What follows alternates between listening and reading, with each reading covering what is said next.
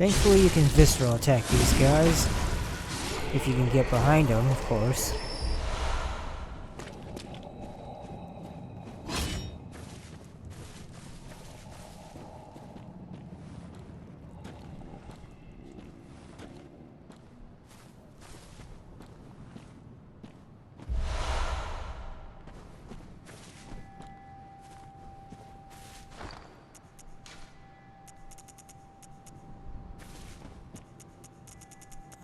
We have tamed the butcher's set. Let's take a look at that. Where are you? There you are. Mask of the Madaris twins, denizens of the Forbidden Woods, likely belonging to the older of the two. The twins grew up in silent kinship with a poisonous snake. Eventually they learned human ways and became hunters. When they discovered vermin, even in their beloved snake, the younger brother is said to have murdered the older.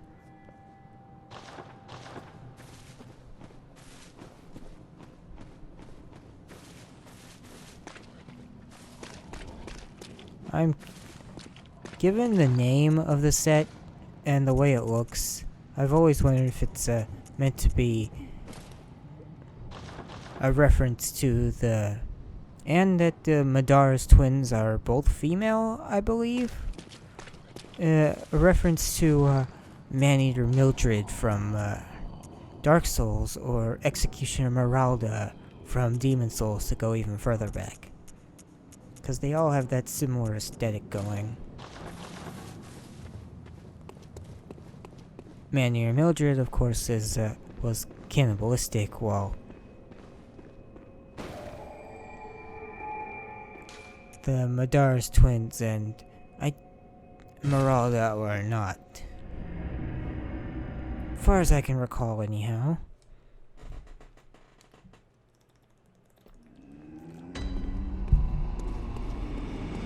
Welcome home. What is it? Very well. Let me. Yeah, I don't have enough for a Farewell, level. good hunter.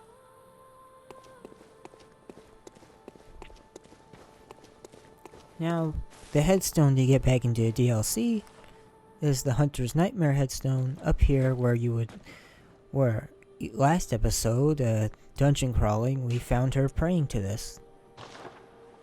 She prayed to this before the DLC was anywhere near complete, so other than, it's not like they added that, just this, like, hey, buy the DLC and see what she's praying to, or something crazy like that. I feel like they did plan it all the way from the beginning, though, that this would lead to whatever new areas they added.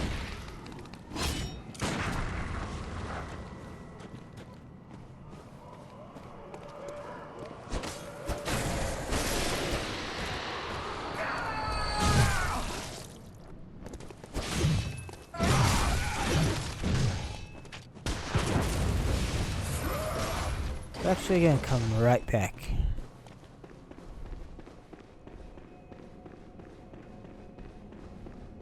Oops.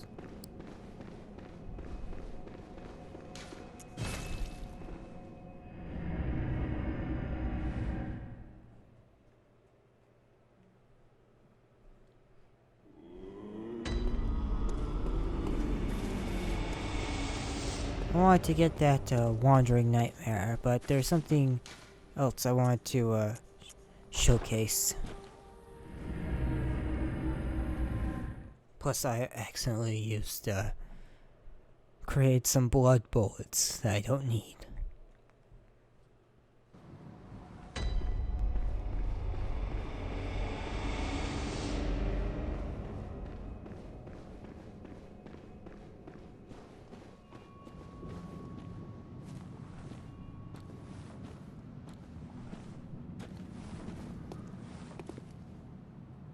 Notice that shadow upon the wall. It's very cool. I love it.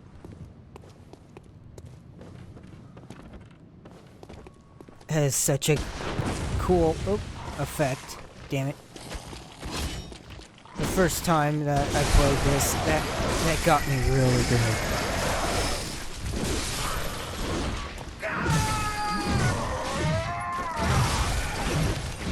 He's also got red eyes, so...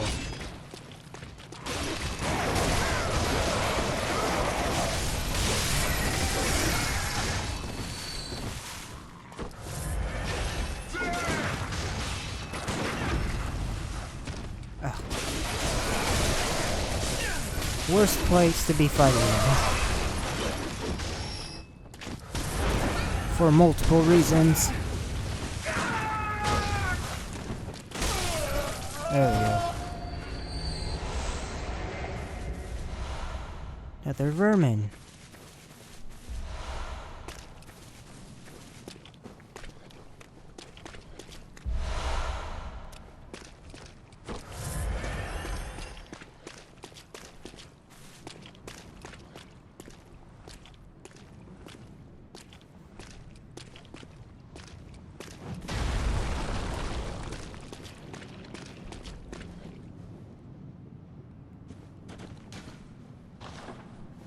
Another great little jump scare like effect in this area. Just out of the goddamn sky.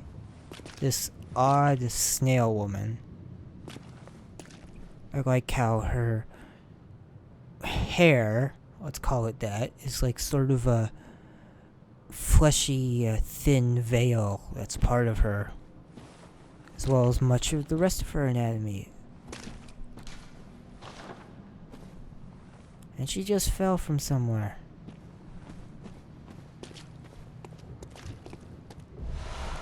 And here is my second favorite weapon in the entire game. The whirligig saw.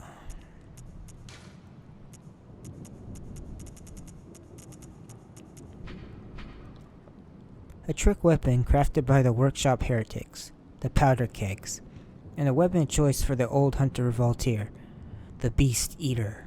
This weapon pummels beasts in its mace form, but its true strength lies in its attached mechanical saws. These discs, lined with serrated teeth, spin rapidly, thrashing the flesh of beasts into fine shreds. Where'd it go?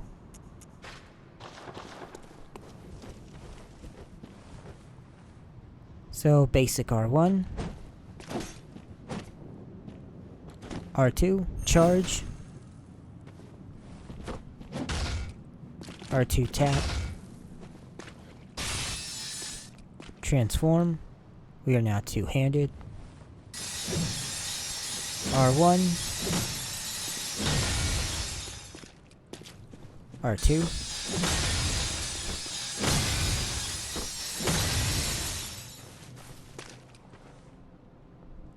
hold R2, and then hold L2.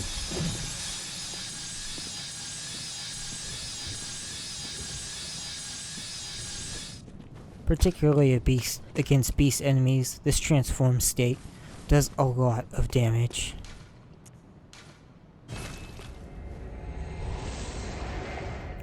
This is a high value, high strength weapon. And it is very useful for one of the bosses in this DLC. Not one we'll be getting to tonight.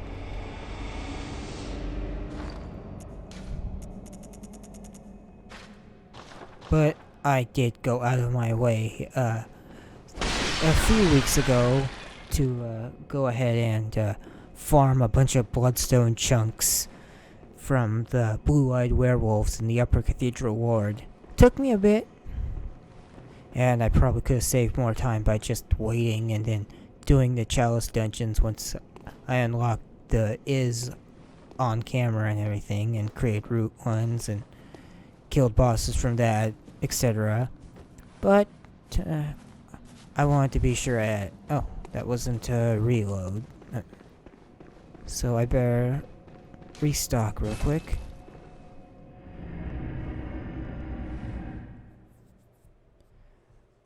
Because we are about to go to a boss. A very, very tough one.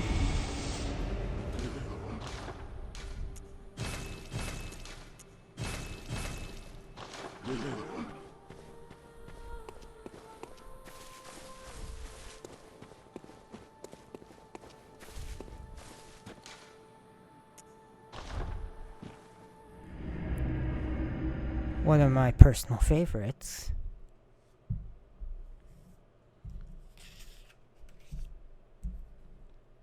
It also needs to be noted that the red eye enemies that drop vermin do not respawn.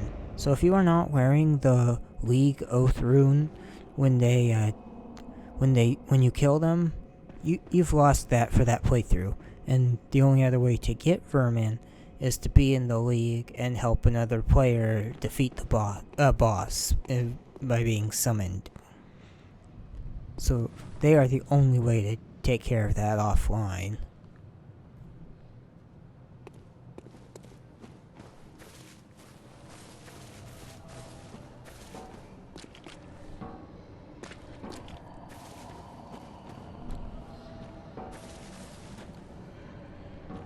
Now around here there's another trap I'm trying to avoid. There she is.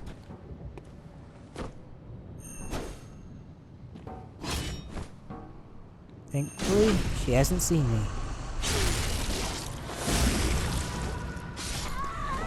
Screw you, you old hag.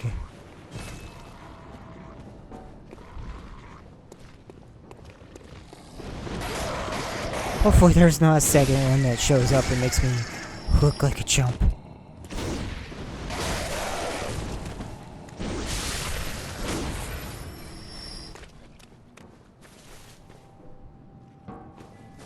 Can someone volunteer here?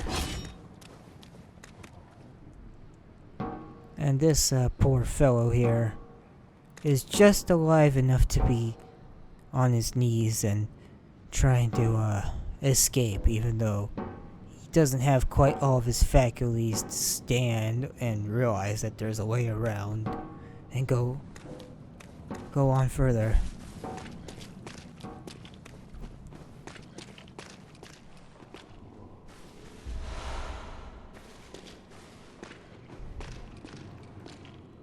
And if you kill that fine gentleman back there pounding on the gate needlessly, he drops 5 blood vials every time, and yes, he does respawn. Very useful for this boss we are walking into.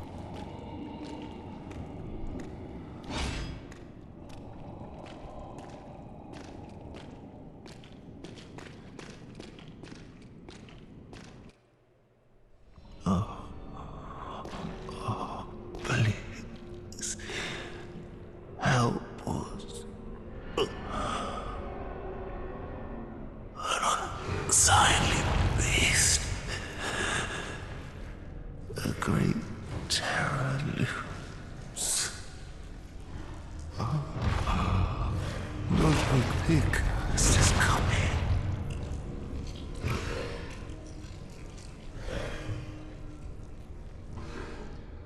Have mercy. Have mercy upon us.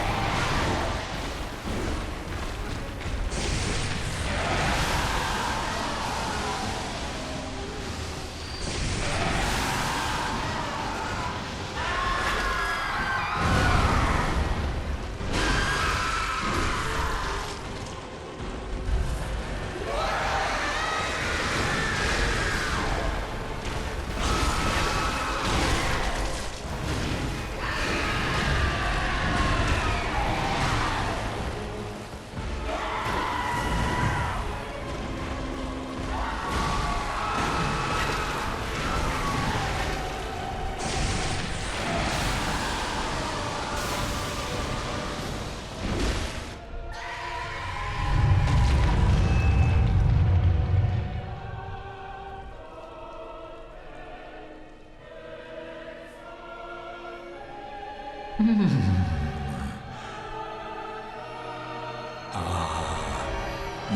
were at my side all along.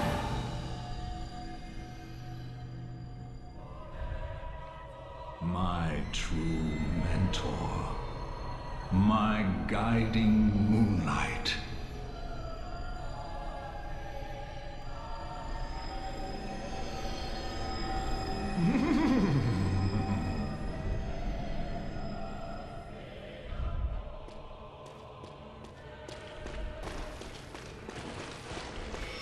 Oh boy. Notice how his name changed from the Accursed to the Holy Blade. Oh no.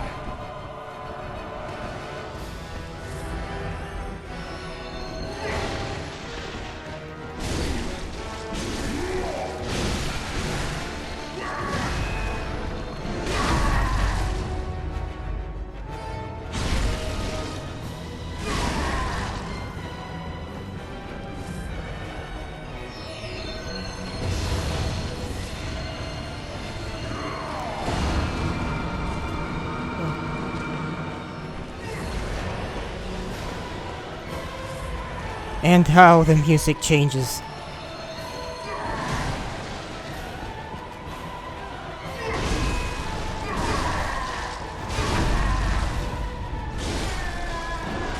I was not expecting to one-shot that.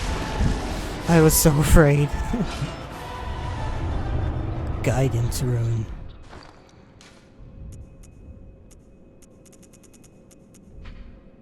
A chiral rune discovered by the old hunter Ludwig along with the Holy Moonlight Sword. Boosts the amount of life recovered by rallying. When Ludwig closed his eyes, he saw darkness, or perhaps nothingness, and that is where he discovered the tiny beings of light. Ludwig was certain that these playful dancing sprites offered guidance, and emptied Ludwig of his fears, at least in the midst of a hunt. Now, given the shape of that and that story, I believe that is where Ludwig, the one of the first hunters, came into contact with the messengers, and from there they became intertwined and fascinated and to love characters like us, hunters.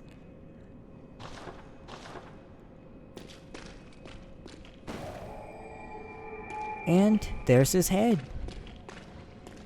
Good hunter, have you seen the thread of light? Just a hair, a fleeting thing.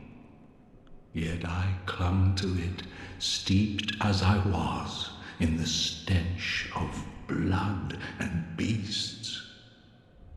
I never wanted to know what it really was. Really, I didn't.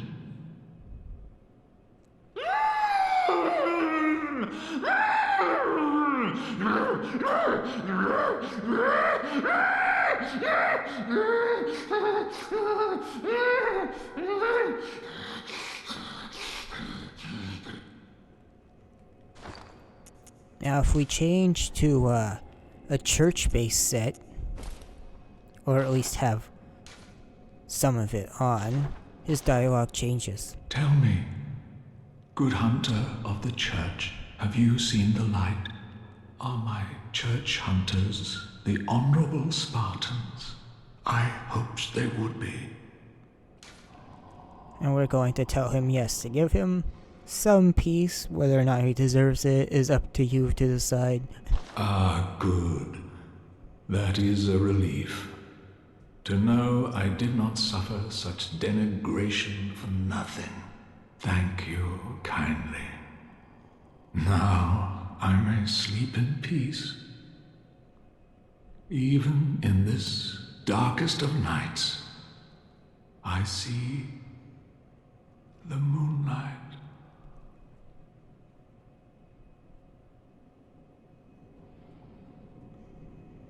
And with that, he finally passes from this nightmare. Holy Moonlight Sword.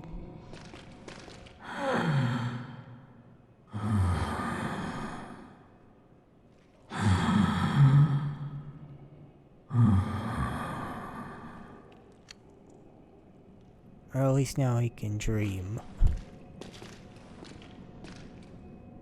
Whatever you want to call this, somewhat state of peace in all of this. Before we look at that Holy Moonlight Sword, I want to take a look at his design. A little hard to see due to the lighting. It was a lot more easier to see in the cutscenes that we just witnessed, but his face, it's not really a and something I really appreciate, it's not a horse face that they just stuck human features on. It's a human face, elongated, stretched, and morphed to look horse-like. There's a significant distinction once you realize it, and it is really, really cool and significantly more unsettling.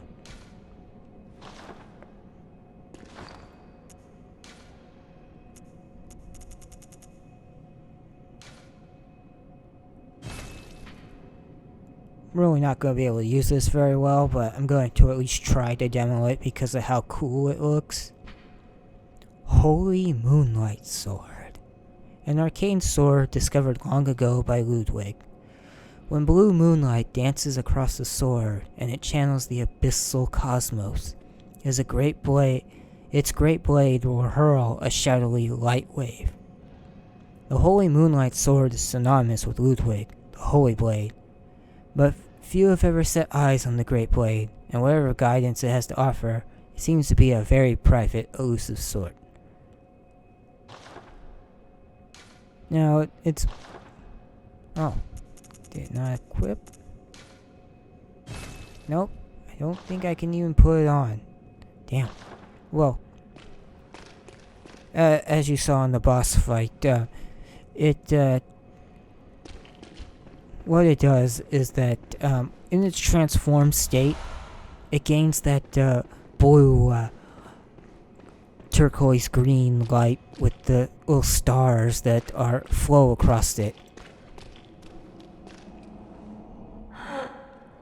And, it has that beautiful cosmic energy, and, when you swing it, in its transformed state with the L2 button, it will fire off those energy waves at wherever you're pointing, and it will consume Quicksilver bullets along with it. And if you run out of bullets, it'll still send them out, but they'll just be significantly weaker than if you had bullets.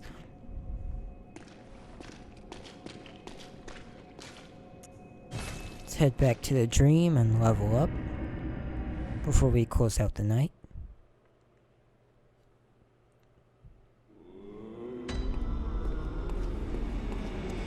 Welcome home, good hunter. What is it you desire? Very well, let me... What?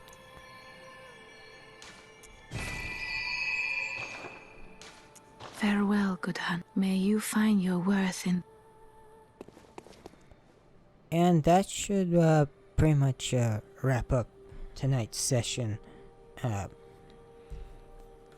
Ludwig is a really cool, fantastic boss, and as I was, I can't believe how smoothly that went. I mean, even my last playthrough, I had significant trouble with him because that first phase is really hard to avoid a lot of his attacks. I almost died at that one point. I was between his sort of breath attack from his weird secondary head that's got that's lined with teeth and eyes, and it shoots out like some sort of weird holy water at you. And really brings to mind again how, as it was spoken with the cleric beasts, is how clerics transform into some of the most hideous and terrible beasts, but Ludwig is on an entirely different level. Yeah, he's taking some inspirations from a certain creepy horse from the Berserk manga and all that. Those who are aware or wish to Google will know what I'm talking about, and I think I'll leave it at that. so we don't go down too dark of a road, given everything we just saw already. I mean, we already... Okay, I'm rambling on that, but he's got a really cool design. It has all those creepy, weird, hoofed limbs, and then it has the Holy Moonlight sword on his back, and until you hit the halfway point, which it falls off, and then he gains some of his sanity back and starts using it against you in its full possible potential, and it becomes Ludwig the Accursed to Ludwig the Holy Blade, so he's something a little bit of the man he once was. Much like the church he served, he's a twisted beast with one stated goal, but the way that those goals are carried out turn them into these horrible abominations. And he really exemplifies that. Also should be noted that current weapon right now is known as the Ludwig's Holy Blade. Plus 10, because, of course, anyhow. This is not meant to be Ludwig's sword, literally, especially since you can buy more of them, though, of course, the Chalice Dungeons have variants and whatnot. It is, it should be noted that the fact that he used the Holy Moonlight sword as his particular weapon implies that these are sort of like cheap copies that are handed out to hunters that would prefer to use them. I don't think there's anything in particular here from that badge I need to discuss. Yeah, it's just the weapons I've already grabbed.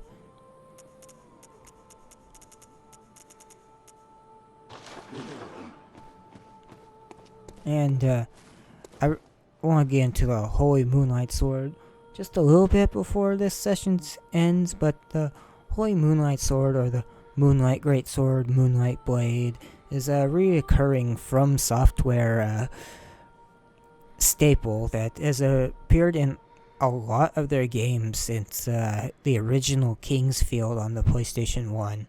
It was a blade given to you by Seath. It was like a white sort of angelic dragon, and it's appeared in almost every game since. Not all of them, but it's appeared in multiple Armored Core games as just a giant energy sword weapon, and it appears again in their Metal Wolf Chaos, which is another mecha From Software game in which you're the president who pilots a mecha to stop violent overthrow coup from his vice president. If you're somehow unaware of it, I don't think I am doing it justice with how ridiculous it actually is in my explanation. And then the Holy Moonlight Greatsword is in the Dark Souls series, all 3 games, as well as in Demon Souls. And here it carries a lot of significance given the severe focus on the moon and the general cosmos. It's more likely that they found that somewhere in the Chalice Dungeons rather than actually making it themselves, as it is completely unlike any of the trick weapons engineered by human beings. Hell, it could have even been given to him by the messengers. Hence that guidance room. Because they certainly love their masters. Alright, I've done this post-session talks and explanation stuff for long enough, and I thank you all very much for tuning in, and I hope to see you next time. Catch you later. Bye.